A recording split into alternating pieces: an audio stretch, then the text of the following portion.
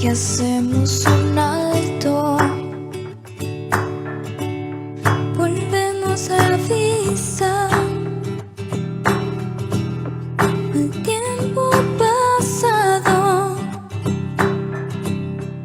y nos asombramos por lo que tú has hecho.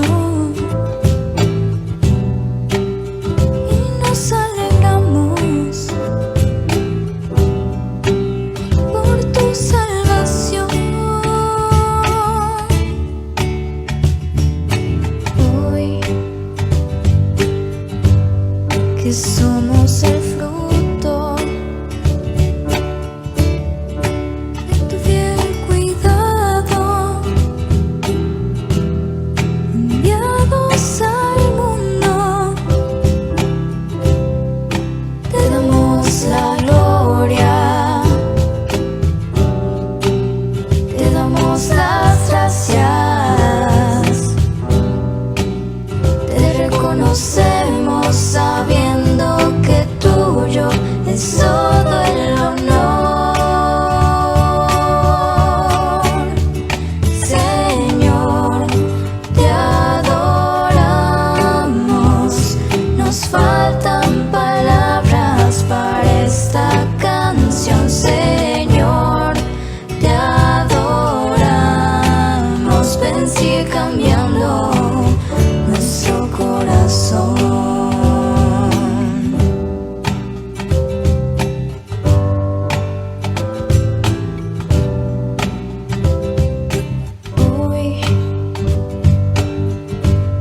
Que hacemos un alto, alzamos la vista hacia lo que viene, y estamos seguros que habrás de guiarnos. Estamos atentos, confiando en tu gracia y en tu dirección. Señor, te adoramos, nos faltan palabras para esta canción. Señor, te adoramos, ven, sigue cambiando nuestro corazón. Señor, te adoramos, nos ha cautivado tu inmensa bondad, nos ha enamorado tu amor infinito, tu fidelidad,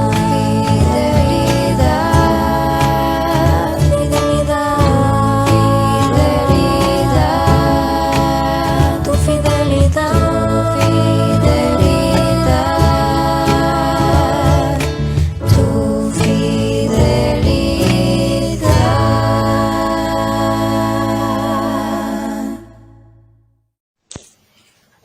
Hola, me da mucho gusto poder estar en esta tarde aquí con ustedes y compartir desde la palabra de Dios algunos conceptos relacionados con nuestro pasado y meditar acerca de esto para que nuestros corazones, nuestras mentes sean transformadas a las verdades de la palabra de Dios. Y es que es pues ineludible, yo creo, ¿no? Cuando llegamos a la última hoja del calendario, que empezamos a pensar, ay, pues ¿qué hice? Ya se acabó el año, o ¿qué no hice? ¿Qué me faltó hacer? ¿Qué metas logré? ¿Qué objetivos alcancé? ¿He mejorado en mi salud? ¿He mejorado en mis relaciones? ¿Mis finanzas están peor que hace un año? ¿Mis habilidades de organización en la casa, en el trabajo, han empeorado también? Enseguida los seres humanos tenemos esta tendencia, y yo creo que no es algo propio solo de nuestra época, de nuestro tiempo. De hecho, el escritor del Salmo número 90 le hace una petición a Dios ahí y le dice: enséñanos, le pide a Dios, enséñanos a contar bien nuestros días. Es decir, ayúdanos a ver nuestras vidas, nuestro pasado, todo lo que ha sucedido en nuestras vidas, enséñanos a contarlo bien. Y le dice cuál es el propósito, para que nuestro corazón adquiera sabiduría. Esa es la petición del escritor del Salmo número 90, y pues es también el deseo de nuestros corazones, que podamos compartir contigo lo que el Señor nos ha dado en relación a cómo vemos el pasado, o cómo debemos más bien verlo a través de los ojos de Dios. Para empezar, voy a hablarte de malas noticias en relación a nuestro pasado, formas, digamos, equivocadas, necias, insensatas en relación a nuestro pasado, como a menudo vemos el pasado de esta forma y nos desviamos en nuestros objetivos, en nuestros planes, proyectos, todo por esa forma errónea de ver el pasado. No pretendo que solo haya estas tres, pero creo que enfocan de manera bastante completa lo que es la manera de ver equivocadamente nuestro pasado. Voy a dar estos tres ejemplos o tres casos acerca de un enfoque no sabio acerca de tu pasado. El primer enfoque no sabio acerca del pasado es cuando pensamos, mis hechos, mis logros, mi nombre me define. Esta forma de ver el pasado, pues podríamos resumirla en una palabra: orgullo. El orgullo de lo que hemos logrado, lo que hemos alcanzado, lo que hemos hecho, es como pararse sobre un gran globo en el cual inflamos diciendo yo, ¿verdad? Y va creciendo al punto incluso de que quien está en esta posición puede sentirse como que superior a los demás, ¿verdad? Pero pues es una posición sumamente peligrosa, porque en cualquier momento se puede romper el globo y todo caer. Pero más que ser una posición peligrosa, es una posición contraria a la palabra de Dios. La palabra de Dios dice que todo lo bueno que sucede en nuestras vidas, lo dice Santiago, todo don perfecto, toda buena dádiva, desciende de Dios. Cualquier cosa que nosotros hayamos podido hacer, hayamos alcanzado, hayamos logrado para nuestro bien o para el de otros, es algo que ha venido de Dios. Es algo que ha venido de Dios. Y nosotros no debemos ver esto como una forma nuestra de levantarnos, ¿verdad? Yo creo que es bien difícil mantenerse lejos de esto, más en esta época en que el empoderamiento de las mujeres es tan enfatizado, ¿verdad? Es tan importante que la mujer se sienta poderosa, ¿verdad?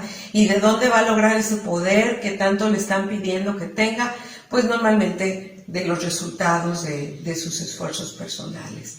Pero la palabra de Dios nos dice, también ahí en Santiago, que Dios al humilde lo escucha, pero al orgulloso lo mira de lejos.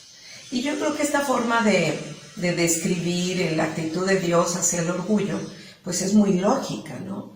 Porque nuestra relación básica con Dios proviene de la salvación que Él nos ha dado y que nos da y que nos dará, ¿verdad? Todo nuestra relación con Él está basado en la salvación. Pero si una persona es su propio Salvador, logra sus propios méritos, ¿verdad? Pues entonces Dios lo mira de lejos. Esta es una postura sumamente contraria a Dios, que nos aleja de Dios, donde mis hechos, mis obras me hacen pensar que no necesito de Él. Y es más triste todavía cuando vemos que esto a menudo está relacionado con la religión, con la iglesia, con las prácticas piadosas. Es una contradicción, ¿no? Pero esto puede suceder. De hecho, en la Biblia hay muchos ejemplos acerca de esto. Así que esta es una forma no sabia de ver el pasado. Vamos a ver una segunda. Esta segunda, digamos que es así como que el extremo contrario, y es mis fracasos, mis pecados pasados me definen. Esta podríamos ponerla en una sola palabra, que es la palabra condenación. Acá está el orgullo, acá está la condenación. Estas personas pueden haber cometido un gran error, un pecado que ha tenido repercusiones a muy largo plazo, pero no necesariamente, fíjate, no siempre es así. A veces es tan simple y tan sencillo como: este pantalón nunca me va a quedar, ¿verdad? Es que soy una tonta, nunca logro nada, nunca alcanzo nada. Y esa percepción de nosotras acerca de que no somos seres valiosos, pues es una estrategia del mal, de enemiga de Dios, de Satanás, ¿verdad? En donde pues vemos, por ejemplo, que el nombre de Satanás significa el acusador. Pues si nosotros hemos llevado esos pecados, esas omisiones, esas palabras, pensamientos incorrectos delante de Dios y le hemos pedido perdón por ello, eso está pagado. Pero el acusador pues insiste, a veces es un familiar, alguien cercano, ¿verdad? El que insiste, ¿verdad? En que tú no puedes, jamás has podido, nunca lo vas a lograr, ¿verdad? Y nos mantenemos en esta situación, ¿verdad? Y nos mantenemos lejos de Dios. A pesar de conocer su gracia, nosotras no nos podemos perdonar, ¿verdad? Y entonces nos mantenemos lejos de la gracia de Dios, prácticamente haciendo que el sacrificio de Cristo sea menor que las dimensiones de nuestros pecados, lo cual pues es sumamente incorrecto y nos aleja del Señor. Si te fijas en estas dos posturas, tanto en el orgullo como en la condenación, los reflectores están sobre ti. Yo soy el centro y mira qué lista soy, o mira qué mal me va. En ambas situaciones el reflector está sobre mí. Y hay una situación más, también es una desviación, a lo mejor lo podemos sacar hacia el centro, hacia afuera, ¿verdad? Esta es esta forma de pensar que dice: los hechos de otras personas sobre mi pasado me definen hoy. Esto se trata sobre todo de personas que en algún momento vulnerable de sus vidas, cuando eran pequeños, siendo mujeres dependientes económicamente, en fin, en una posición vulnerable, alguien más aprovechó esa posición y ejerció un control, realizó actos malvados en contra de esa persona. Puede haber sido abuso físico, abuso sexual, abuso verbal, pudo haber sido negligencia, amenazas, ¿verdad? Todas estas cosas producen en las personas que tienen esa visión acerca de su pasado, producen resentimiento, amargura, y todo eso les hace tener como una barrera para relacionarse con los demás, aunque sus nuevas relaciones sean totalmente distintas, ¿verdad? Personas que los aman, que quieren su bien, ¿verdad? Pues esta persona que está atada por el resentimiento, pues no logra comprender el nuevo amor, sus nuevas relaciones, y incluso puede haber enojo hacia Dios.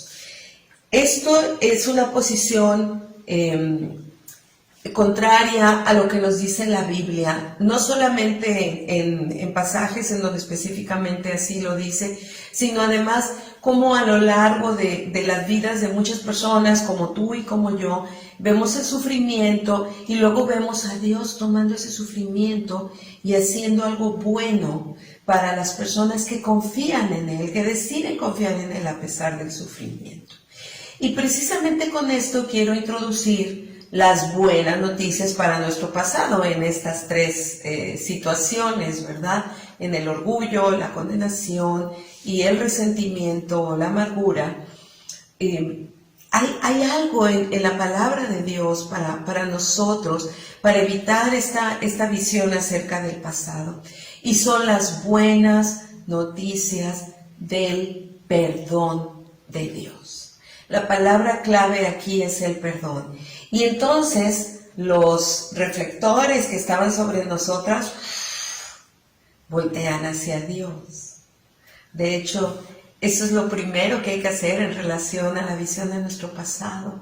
Dejar de estar centrándonos en nosotras y reenfocarnos en el Señor. El mismo Salmo 90, casi al final, el versículo 16, el escritor del Salmo 90 dice: sean manifiestas tus obras a tus siervos y tu esplendor a sus descendientes. El salmista está diciendo aquí: Señor, la manera de ver nuestros días con sabiduría es mirarte a ti, que nuestros ojos estén atentos a lo que tú haces. Voy a mencionarles 3 pasajes del Nuevo Testamento de una persona que tenía estas 3 características de pasado y que enfrentó su pasado a la luz del Evangelio y de la misericordia de Dios y fue transformado. Estoy hablando de Saulo de Tarso, o el apóstol Pablo. Nos dice Filipenses capítulo 3, ahí nos describe Filipenses capítulo 3, nos dice Pablo que él pues tenía el mejor historial, él era el más esforzado de todos, había sido rodeado de oportunidades positivas y él las había tomado a todo lo que daban, ¿verdad? Tanto su linaje,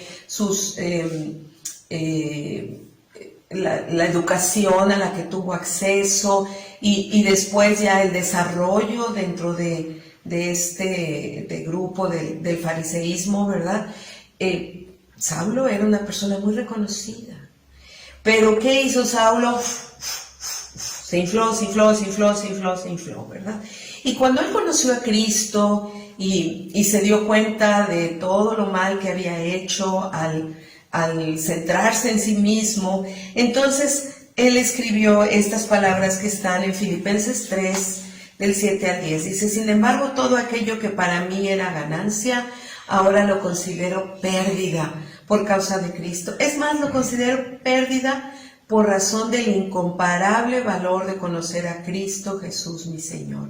Por Él, fíjense el reflector hacia Él, por Él lo he perdido todo y lo tengo por estiércol, a fin de ganar a Cristo y encontrarme unido a Él. No quiero mi propia justicia, o sea, mi propia salvación, aquella que se alcanza con méritos propios.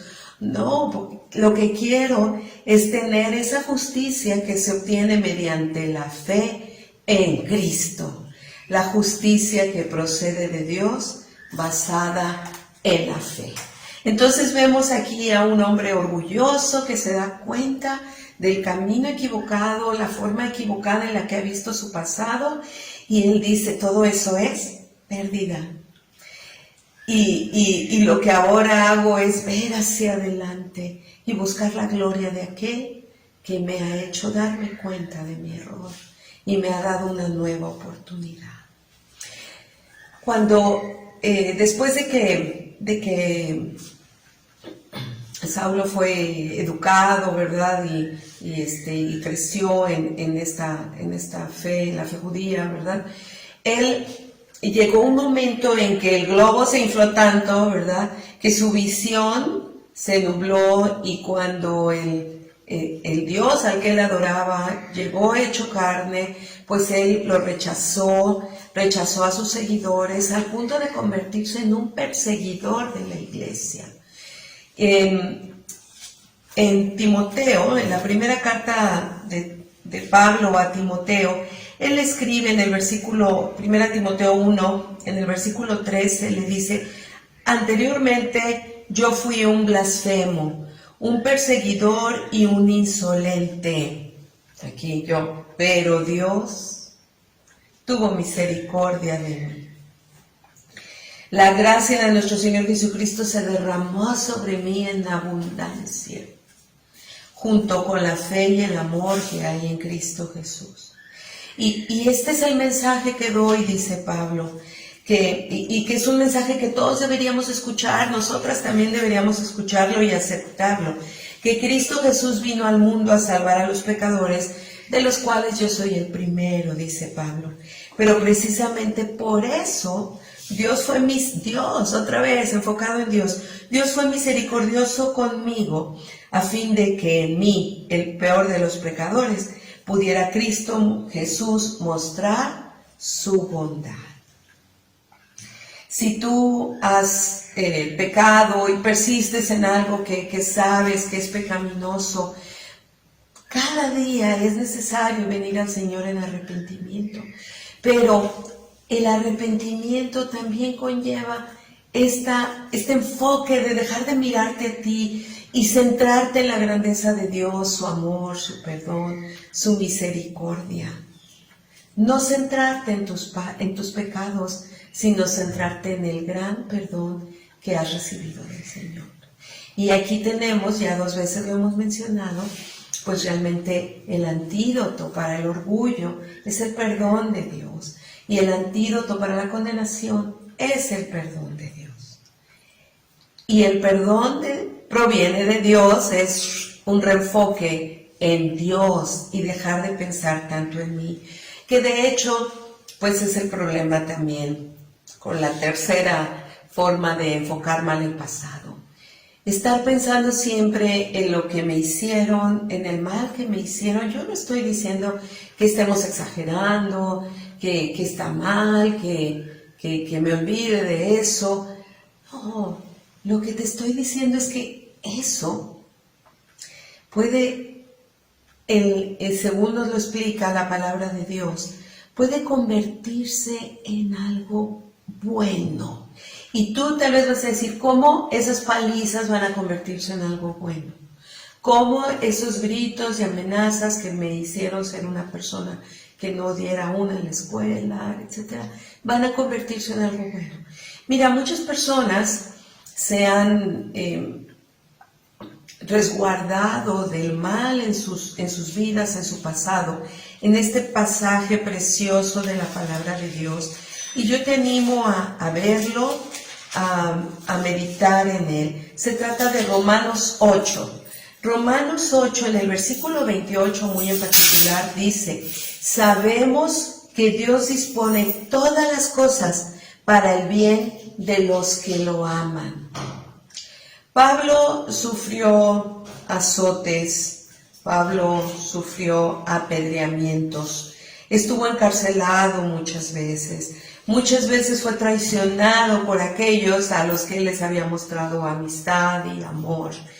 En su última carta, que al parecer la última carta que escribió Pablo fue 2 Timoteo, dice: